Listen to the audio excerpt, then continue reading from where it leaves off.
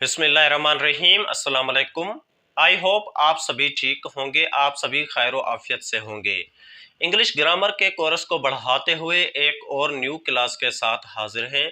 इंशाल्लाह आज की इस क्लास में हम आपको इंग्लिश के मुत्तलिक सिखाएंगे कि इंग्लिश क्या है, फादर ऑफ इंग्लिश किसे कहा जाता है, इंग्लिश का क्या स्कोप है, इंग्लिश की क्या इम्पोर्टेंस है और वो कौन सा कंट्री है जिसने इंग्लिश का वजूद रखा, और इंग्लिश दुनिया में कितने परसेंट बोली जाती है, इसकी क्या अहमियत है, इंग्लिश सीखने के बाद आपको कौन सा फ़ायदा होने वाला है, लैंग्वेज क्या होती है, लैंग्वेज के कितने एग्ज़ाम होते हैं, उन सब के मुत्तलिक आज की इस वीडियो को बनाने का हमने डिसीजन लिया ताकि आपको कंप्लीट इन्फॉर्म कर सकें कि जो कोर्स आप करने जा रहे हो इस कोर्स का क्या मकसद है और इसमें आपको कौन सा फ़ायदा है। तो उसके लिए आज की इस क्लास के कुछ ऑब्जेक्ट्स हमने बोर्ड पे लिखे हैं ताकि आपको स्टार्टिंग में ही पता चल सके कि इस क्लास में हम कौन कौन से टॉपिक क्लियर करने वाले हैं।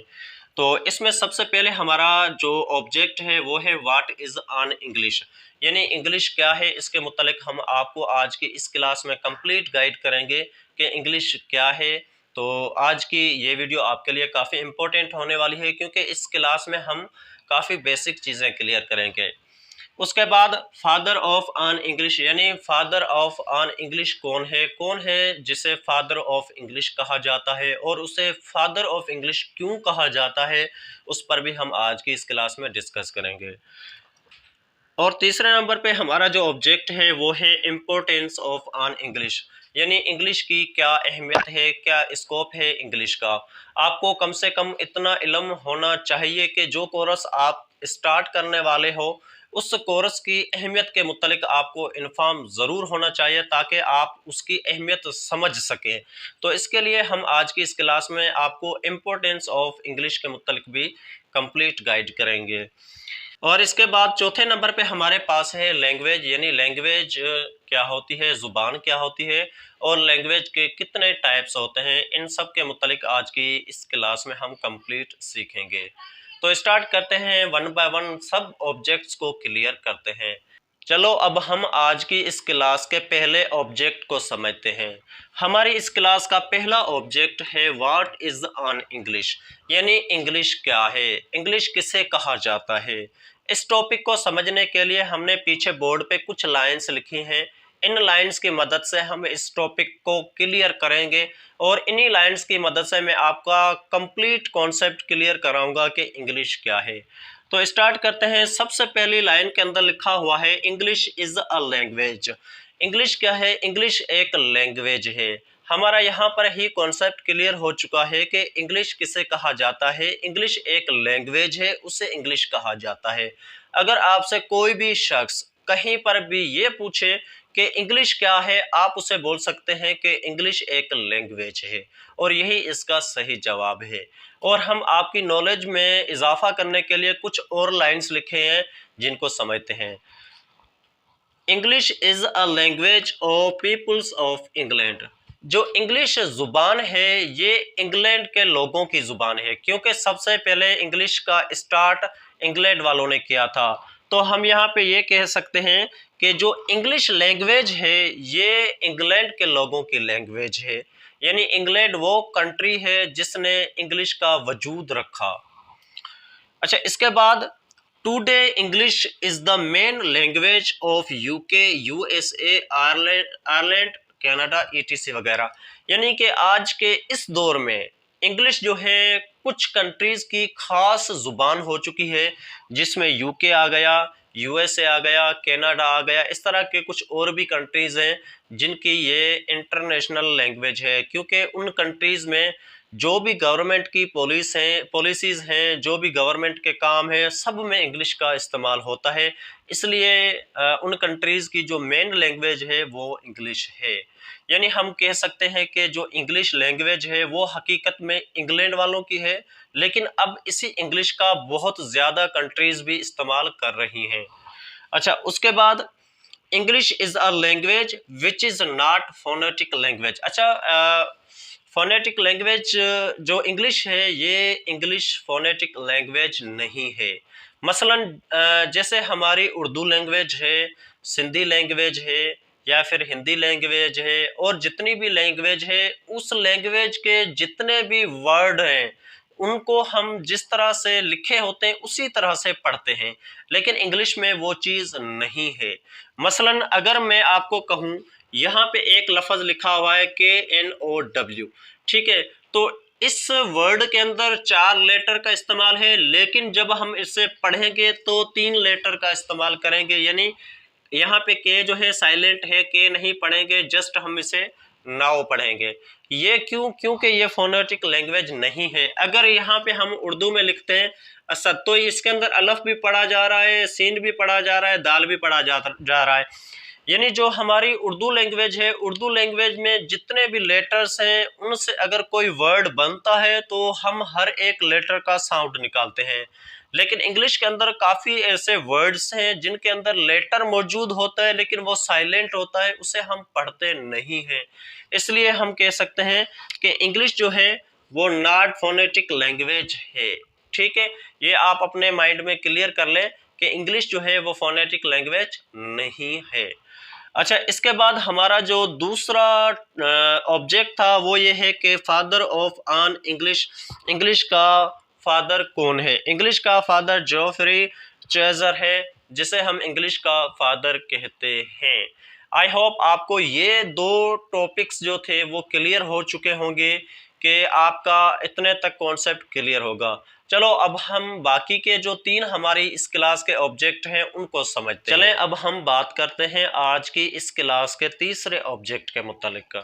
आज की इस क्लास का हमारा तीसरा ऑब्जेक्ट है इम्पोर्टेंस ऑफ ऑन इंग्लिश, यानी इंग्लिश की क्या अहमियत है। अगर आप खुद इमेजिन करें तो इस दौर में इंग्लिश की कितनी अहमियत हो चुकी है, क्योंकि ये टाइम है टेक्नोलॉजी का टाइम। इस दौर में सबसे ज़्यादा सोशल मीडिया का इस्तेमाल हो रहा है। अगर आप सोशल मीडिया से कनेक्ट हैं तो आपको इंग्लिश आनी चाहिए, क्योंकि आजकल जो भी ऐप इंस्टॉल करें, जो भी प्रोग्राम इंस्टॉल करें, तो हर जगह पे ज़्यादा से ज़्यादा इंग्लिश में ही लिखा होता है। आप खुद इंटरनेट पर जाएं, इंटरनेट पर कुछ भी सर्च करें, तब भी आपको इंटरनेट पर कुछ भी सर्च करने के लिए इंग्लिश का सहारा लेना होगा। तो आप खुद भी इमेजिन कर सकते हैं कि इंग्लिश की क्या अहमियत है। तो सबसे ज़्यादा इंग्लिश की अहमियत हमें कम्युनिकेशन में पड़ती है कि कम्युनिकेशन में हम ज़्यादा से ज़्यादा इंग्लिश का इस्तेमाल करते हैं। अगर आप पाकिस्तान से हटकर फ़ॉरेन में जाते हैं, दूसरी कंट्रीज़ में जाते हैं, तो वहाँ पर भी आप लोगों से इजीली इंग्लिश में कम्युनिकेट करके अपना पैगाम पहुँचा सकते हैं। ठीक है, क्योंकि आपको अगर उर्दू आती है, सिंधी आती है, पंजाबी आती है, तो आप फ़ॉरेन में जाएंगे तो आप उर्दू में उनसे जब भी बात करेंगे तो आगे वाला बंदा कुछ भी नहीं समझ पाएगा। अगर आप वही बात इंग्लिश में करेंगे तो मे बी वो समझ जाए और उसकी बात आपको समझ आ सके। तो इसलिए इंग्लिश का कितना स्कोप है वो खुद आप भी समझ लीजिए। उसके बाद है रीडिंग बुक्स। रीडिंग बुक्स से मुराद के अगर आप अच्छी तालीम हासिल करना चाहते हैं तो उसके लिए आप यूनिवर्सिटीज़ जाएंगे, तो यूनिवर्सिटीज़ में जितने भी सिलेबस पढ़ाए जाते हैं वो ज़्यादातर इंग्लिश में ही होते हैं। फर्स्ट ईयर इंटर तक तो आप जो भी सिलेबस हैं, जो भी बुक्स हैं, वो सिंधी मीडियम में भी पढ़ सकते हैं, उर्दू मीडियम में भी पढ़ सकते हैं, इंग्लिश मीडियम में भी पढ़ सकते हैं। लेकिन जब आप यूनिवर्सिटी जाएंगे तो वहाँ पे मीडियम ख़त्म हो जाता है, ओनली वन मीडियम चलता है, वो है इंग्लिश। तो वहाँ पे जितने भी आपको बुक्स पढ़ाए जाएंगे वो टोटल इंग्लिश में होंगे, वहाँ पे एग्ज़ाम इंग्लिश में होंगे। तो इसलिए आप अगर अच्छी तालीम हासिल करना चाहते हैं तो फ़िलहाल स्टार्टिंग से ही इंग्लिश पर फोकस दें ताकि आपको आगे परेशानी ना हो। इसके बाद है टेस्ट। देखिए, पाकिस्तान में ज़्यादातर लोग पढ़ाई इसलिए करते हैं ताकि उनको रोज़गार मिल सके, उन्हें एक अच्छी जॉब मिल सके, या फिर उन्हें एक अच्छी प्राइवेट कंपनीज़ में भी कोई अच्छी जॉब मिल सके। तो ज़्यादातर पाकिस्तान में जो पढ़ाई करते हैं लोगों के माइंड में यही बात होती है कि हम अच्छी तालीम हासिल करके अच्छी जॉब लेंगे। अगर आपके जहन में भी यही बात है तब भी आपके लिए इंग्लिश इम्पोर्टेंट है, क्योंकि टेस्ट ज़्यादातर इंग्लिश में ही आती हैं, इंटरव्यू इंग्लिश में ही होते हैं। अगर आपकी इंग्लिश अच्छी है तो आप इजीली कहीं पर भी जॉब हासिल कर सकते हैं। सिर्फ पाकिस्तान नहीं, पूरी दुनिया में किसी भी कंट्री में जॉब हासिल कर सकते हैं। अगर आपको इंग्लिश नहीं आती तो आप पाकिस्तान में भी बड़ी मुश्किल से जॉब जो है हासिल कर सकते हैं। इसके अलावा हमारे पास जो चौथा ऑब्जेक्ट है, चौथे नंबर पे हमारे पास ऑब्जेक्ट है लैंग्वेज। देखिए हमने फर्स्ट ऑब्जेक्ट में ही क्लियर किया था कि इंग्लिश जो है वो एक लैंग्वेज है, लेकिन लैंग्वेज किसे कहा जाता है, जुबान होती क्या है? तो उसके लिए है it is the medium of exchanging of our thoughts and feeling. जुबान जो है वो एक ऐसा जरिया है जिस जरिए की मदद से हम अपने ख्याल दूसरे लोगों तक पहुंचा सकते हैं।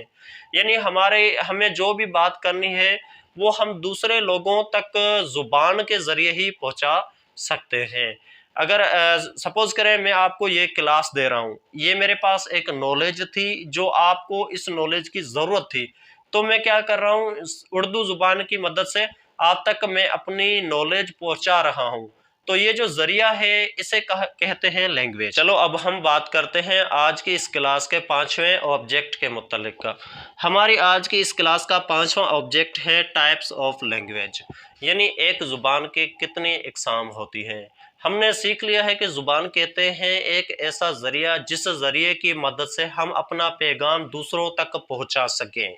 अब यहाँ पे बात हो रही है कि लैंग्वेज के कितने टाइप्स हैं, मतलब हम अपनी लैंग्वेज, अपनी जो भी पैगामात हैं वो दूसरों तक कितने तरीकों से पहुंचा सकते हैं। इसमें है हम there are 3 types of language, यानी कि जुबान के 3 इकसाम होते हैं। हम 3 तरह से अपना पैगाम दूसरों तक पहुंचा सकते हैं, अपने ख्यालात दूसरों तक पहुंचा सकते हैं। उसमें सबसे पहला है वर्बल लैंग्वेज। वर्बल लैंग्वेज मतलब आप कोई भी बात बोल कर पहुंचाएं, यानी जैसे मैं अभी आप तक पैगाम बोल कर पहुंचा रहा हूं, तो इसे कहते हैं वर्बल लैंग्वेज। वर्बल लैंग्वेज का कॉन्सेप्ट यही है, ऐसी बातें जो आप बोलकर आगे वाले शख्स तक पहुंचाए उसे कहते हैं वर्बल लैंग्वेज। इसके बाद दूसरे नंबर पे है non verbal language. Non verbal language का मतलब है कि आप कोई भी चीज बोलकर ना पहुंचाएं बल्कि आप लिख कर पहुंचाएं। जैसे मैं यहाँ पे कोई भी बातें जो है, कुछ बातें लिखी हुई है, तो जब भी आपको कोई बात करनी है लिख कर करें तो उसे कहते हैं नॉन वर्बल लैंग्वेज, जो ज्यादातर हम एसएमएस पर यूज करते रहते हैं। देखिए हम एसएमएस पर बात तो करते हैं लेकिन वो लिख कर करते हैं, बोल कर नहीं करते। तो इस तरह की लैंग्वेज को कहते हैं नॉन वर्बल लैंग्वेज। तीसरे नंबर पे है सिंक्ड लैंग्वेज। इसका मतलब है कि आप ना बोले ना लिखें, इशारों की मदद से अगर आप अपने पैगामात पहुंचा सकते हैं तो उसे कहते हैं सिंक्ड लैंग्वेज। जैसे मैं सपोज करें यहाँ पे कुछ भी करूं, जैसे 3, तो देखें आप अंदाजा लगा सकते हैं कि मैं क्या कह रहा हूं, 1 2 3। अगर देखें मैं साउंड कह रहा हूं, जस्ट इशारा करूं तब भी आप समझ सकते हैं कि ये जो है क्या कह रहा है। सपोज करें हम हाँ या ना का जवाब भी देते हैं, सिर्फ बॉडी लैंग्वेज से ही आगे वाले शख्स को पता चल जाता है कि वो बंदा क्या कह रहा है। अगर हाँ हम हाँ करते हैं ऐसे करते हैं, अगर ना करते हैं तो इस तरह से करते हैं। यानी इशारों की मदद से आगे वाले शख्स तक पैगाम पहुंचाना उसे कहते हैं सिंक्ड लैंग्वेज। आई होप आज की जो क्लास थी आपको पसंद आई होगी। आज की इस क्लास में हमने सिर्फ बेसिक चीज़ें ही सीखी जो इंग्लिश के रिलेटेड थी। इंशाल्लाह अगली क्लास में हम कुछ न्यू सीखेंगे। तब तक दे हमें इजाज़त। अल्लाह निगहबान।